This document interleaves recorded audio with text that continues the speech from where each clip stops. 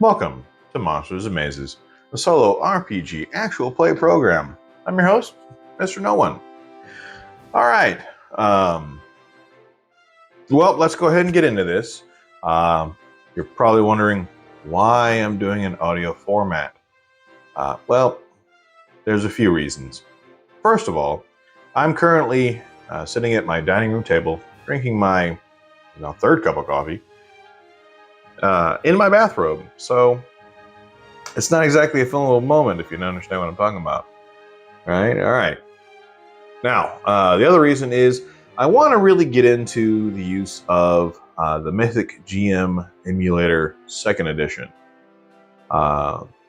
particularly along the lines of the storytelling aspect of like solo RPGing, utilizing a little bit more of the randomness and a little bit more characterization is probably a good way of putting it. And I figured, I'd give it a really good go. That way, whenever I actually tackle the Dungeon 23 adventure, or campaign, however you want to look at that, I'm able to characterize the PCs a little bit better. That's primary. So call it practice, if you will. And it's a lot easier to do that when you're not looking at me. If that makes sense. All right, now, the last reason is that the game we're going to be playing, or I'm going to be playing, is, you know what? It evokes the genre itself is reminiscent of like the radio serials of the 1930s and 40s, right? And the game we'll be playing is Raiders of the Lost Artifacts by Night Owl Workshop. And to read from the description in the back here, we have, what if the first role-playing game had been about skulking around in ancient ruins, underground tombs, and ancient graveyards in search of treasure, magic, and secrets man was not meant to know. But the heroes themselves were pulpy archaeologists, explorers, mercenaries from the 1930s instead of the wizards, warriors of fantasy. Raiders is a role-playing game about adventurous archaeology, and of course is compatible with the original edition, i.e. Old school D&D, and other games often collectively called OSR. And of course it's fully compatible with all of the other fine games produced by Night Owl Workshop, because they more or less follow along the same core rule set. Links to the GME as well as the actual Raiders game will be put in the description. Of course, I have hard copies of each. I highly recommend catching those bundles as far as hard copy and PDF. It's always plus. Now what we're going to do is we're going to build a character, and in the actual rule set, which is actually 123 pages, so you can kind of coin it as being rules light. I just look at it as rules not very complicated. It's pretty much the way to put it. Now, and it's, if you've ever played any kind of D&D or D&D adjacent game, especially in the OSR, like the PX, things like that, then most of this stuff is going to be pretty familiar. If not, even if you are not familiar with this style of play, it is really easy to get into. So highly recommended if you want to play an RPG that is not fantasy oriented, that does kind of give, in this case, a very pulp action adventure feel. And there are some third-party contributions to this as well. Over at OSR Library, they have more classes that you can take that kind of take it from being more of the Indiana Jones style game to more of a pulp, that more pulp action adventure kind of thing, where you can do, you can play, a detective, so you get that noir in there. But they have a variety of, and that's it, as far as I'm concerned, like class choices can change the dynamic of the game, just flat out. So if they can change it from being one particular corner of genre to kind of widen it up a little bit. So the character options given by the OSR libraries contributions to Raiders is well, it's pretty insightful. Anyway, but for this game, we're going to go ahead and stick it with the rules for right now. And if any additions that need to be made during the process, I know where to go as far as that's concerned. Okay. Also within the book itself is the ability to create a randomly determined adventure. We will actually do that so that we have something to start the game with, instead of just making it up as we go along. I like that. And the fact that while I can utilize Mythic's the emulator for the just randomly determined start, I kind of like the idea of having a known place to go from, because it may not be the actual adventure we're on, but it's at least the adventure we'll start with. So yeah, there's that.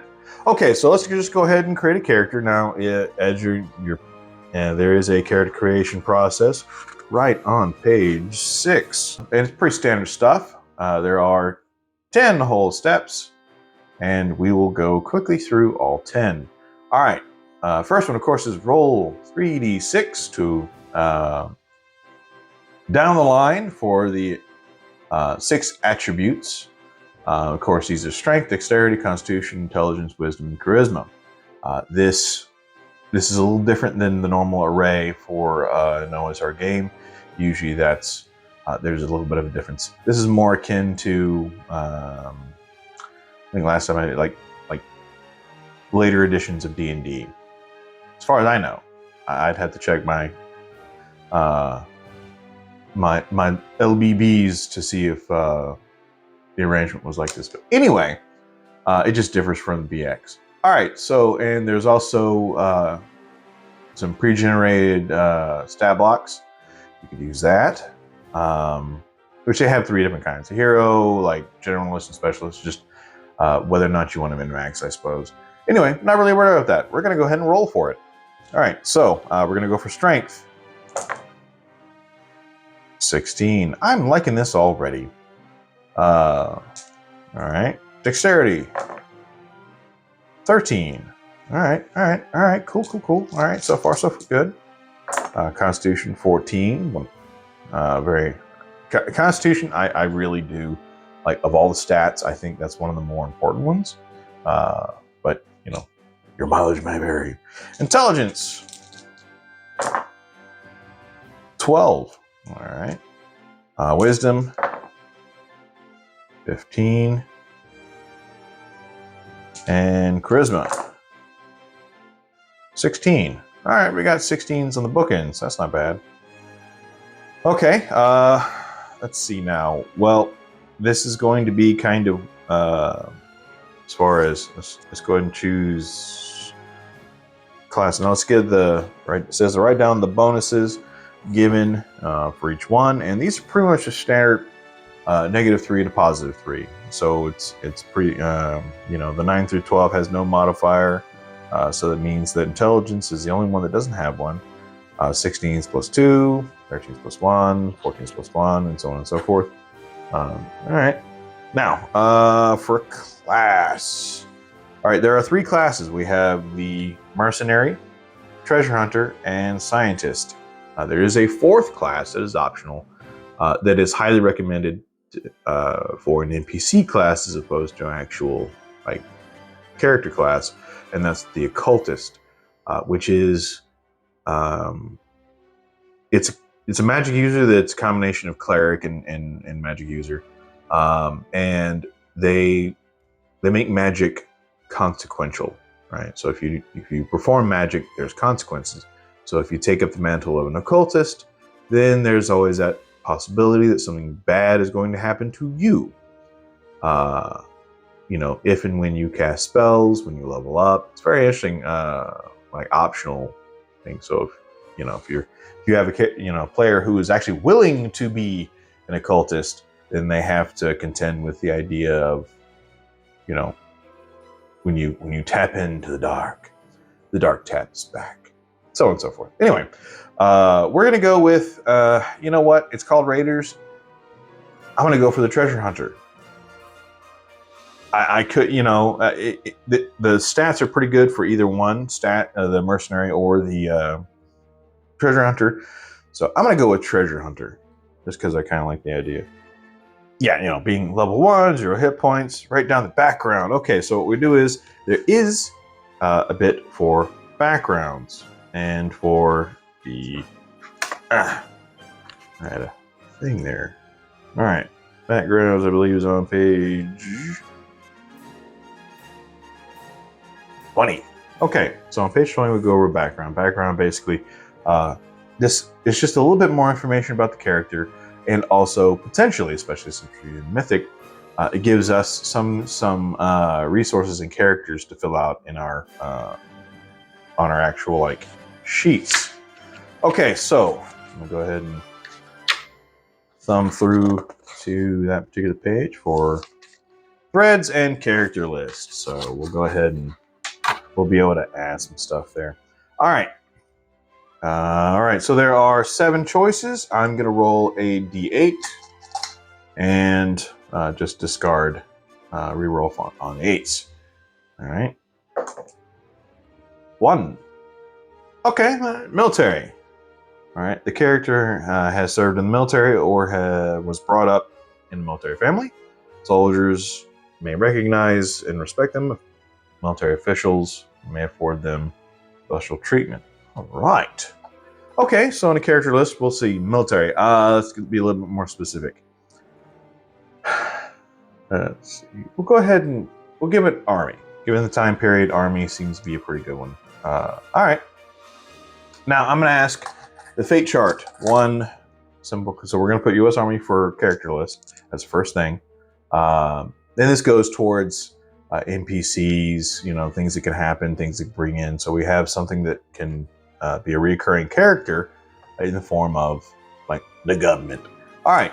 So I need to ask this question for the myth, for the chart is this character, or was this character, I'm going to go ahead and say that they had served, so they're probably no longer in. Were they an officer? 29. Yes, they were. Okay, good deal. And let's see now, if they were an officer, so probably not old enough to be a general, a little bit older than, were they a captain? 2. Yes, they were. All right, so, and we're going to go ahead and say it's a he, just because that way it makes it easy. All right, so he's a captain. All right, he was in the army, probably either retired. Well, I mean, not really, probably not retired. I'd say maybe got shot, got some medals. There's something involved in that, and we may end up exploring that later if it becomes relevant. So we have military as a way to do all that fun stuff. Awesome. Okay, so it's always good to have something to put, at least as far as the characters are concerned. All right. Now, what all else are we going to be doing? We're going to, so that's the background. Go back to page 6. And now it says on page, what is it, 18, 19? It says page 19, roll for a deep phobia. This will be a thing your character most dreads to encounter. All right, this goes in the same vein as like the whole Indiana Jones having a phobia. All right, and this is an optional step. Oh, okay, so it's, all right, so what I'm gonna do is I'm gonna ask if we should take this option. All right, 50-50. 18, yes. All right, cool beans. Each character may roll one specific area, roll for one specific area. They have a high level of fear. If they choose it, they can add +1 to any attribute. Ooh. Okay, so I get a +1 to an attribute score. Oh yeah, I'm definitely taking this. Okay, so we're gonna go ahead and roll a d20 because that's what it asked for, and we're gonna. See what comes up. All right. Ailurophobia. Fear of cats. That was number 12. Phobia is also known gattophobia. So literally cat phobia. Okay. Is it just any cats? You know, because no, it is not just any cats. Okay. So it means it has to be specific. You know what? I'm going to go ahead and say, because we have the occultist and we have a little bit of supernatural aspects to this game, I'm going to go ahead and say it's a black cat. So is it? So everybody says black cats. 43. Yes, it is. So we have an irrational fear of black cats. And I get a +1. I am going to put that in my intelligence. Now, for intelligence, I did kind of note that there was a bit of an advantage for intelligence, and it allows for languages. If you have, the various languages you're able to, you can add on to there, which is cool. All right.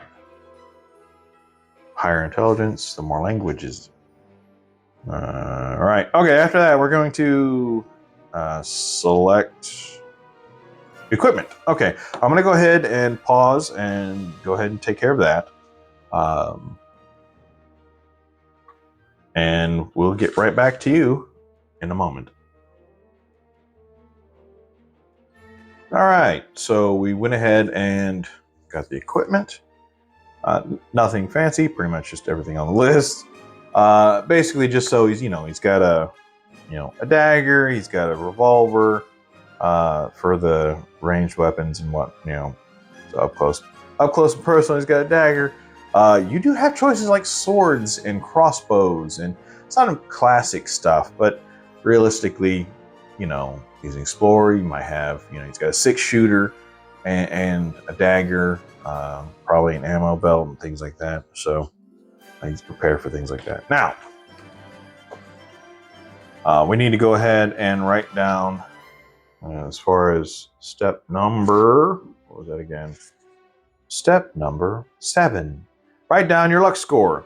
This is the number you need to roll equal or higher than to avoid the consequence of terrible events. Basically, it is a saving throw, or in this case, 6 saving throws, because you're able to, whenever you roll a d20, you add an appropriate attribute modifier to the score.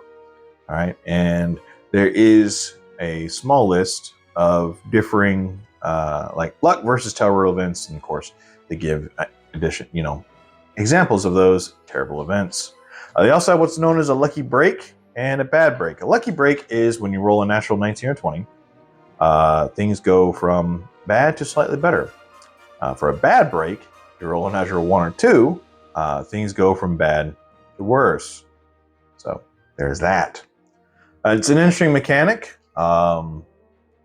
Clears up some space on your character sheet, that's for sure.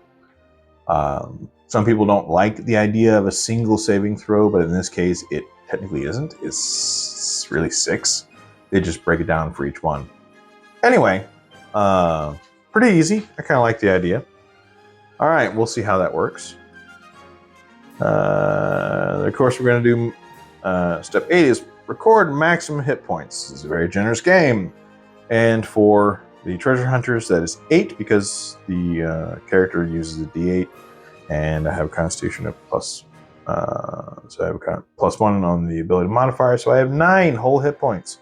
Aren't we special? I also got some armor, which put me from, bare flesh to at least a 12, also known as a 7 if you're doing descending armor class. They have AC, they have ascending and descending in this game, and which is kind of cool. I'll go ahead and just stick with the ascending for right now, just because most of this stuff's written out that way. All right, note down the combat statistics, which I already did. Sorry, stats. The base attack bonus, or at least the beginning attack bonus, which of course is a +1 for this individual. And next, name. The last one is name the character. So I'm going to go ahead and do that. I'm going to go to donjon.bin.sh, which is a wonderful toolbox. And as far as like websites concerned. And what I'm going to do is I'm going to go to the weird, kind of weird science, I think it's called. Weird. Anyway, it's the little Call of Cthulhu section. I'm going to go ahead and go for the names. And I'm going to generate a name, see what happens. All right. When you do this with mail, it gives you 10 and numbers them. And then you just roll D10. So I'm going to go ahead and roll D10. We have 7. Grant Walker. Okay, I kind of like the sound of that name. It's a good, strong name. It's an adventurer's name. All right, so we have a Grant Walker. All right. He is an ex-military treasure hunter. Makes you wonder why he's a treasure hunter now, doesn't it? Always these questions. These can be threads. Not at this time. I may end up picking those up a little bit later on. All right. So when we get back, I'm going to go ahead and roll for the starting adventure, and we'll see what happens after that. Okay, so the random generation tables start on page 68, and it's only a handful of tables you have to draw upon in order to get a sample adventure started. First things first, I need to roll for the artifact or MacGuffin being sought after. All right, so we'll roll a D100 and see what we get. 21. That is going to be a clockwork device. Okay, all right, that's interesting. All right, and PCs find out about it how? D10. I'll roll 1. All right. Approached by a potential patron who has been searching for it for years. Ooh, patron. All right, go ahead and write that down. All right, that also means that I'll be able to update the various lists that we'll have. So we'll go ahead and underneath government, we'll put, the U.S. Army. We'll go ahead and put a potential patron. We'll figure out the who's and what's for that one a little bit later on, but for right now, let's move along. All right, the next one is, it is located where? D100. 9. 9 is Africa, Northern. Okay, so Egypt, Libya, or Morocco. All right, so we'll go ahead and roll a D6. You know how it works. 1 and 2, and we get a 2, and that's Egypt. All right. Interesting. All right. So we got Egypt. All right. It is hard to get why. Let's go ahead and roll. This is a D8. 1. I'm rolling pretty low this time, which is, I guess it really doesn't matter here, but we get up for number 1 is going to be a bandit gangs. Ooh, bandits. I'll have to sit in there and think on that one, because what's forming in my brain is not, I don't think bandits in their traditional sense. You know, maybe something a little different. But all right, so we got bandits. All right, guarded by 2d6. It's not guarded by 2d6, but I have to roll 2d6. All right, so guarded by. All right, got 3. Curse on anyone who disturbs the artifact. It is cursed. This is gonna end up being cool. Okay, and last but not least, we have additional complications include, as a d6, and we get 3. Rival raiders, mercenary and competitive.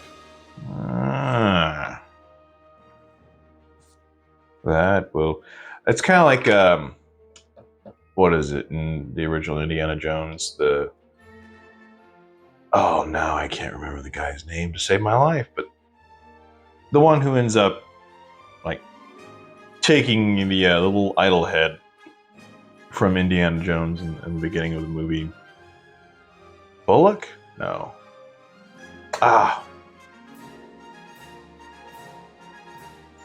Anyway, it doesn't really matter. Okay, well, yeah. We have all the... I'm starting to formulate things in my brain. So we have... I'll have to kind of sit with this for a little bit to have a starting scene. We have a patron, or potentially we'll have a patron. Obviously, the character has to actually be approached. Yeah. We'll figure out where we are and all that. All right. These are elements for something really cool. We will pick this back up in the next episode, which will be the first official episode, and go from there. All right. I am on the various social medias. I'll put the links to those in the description, particularly Reddit, Instagram, obviously here on YouTube, as well as on Twitter. I may turn this into an actual podcast, so kind of be on the lookout for that. I haven't quite decided yet. Anyway, if you stuck to the very end, thanks very much, and we will see you in the, well, yeah, we'll see you in the next one. This has been Monsters and Mazes. I've been Mr. No One, and y'all have been awesome. Later.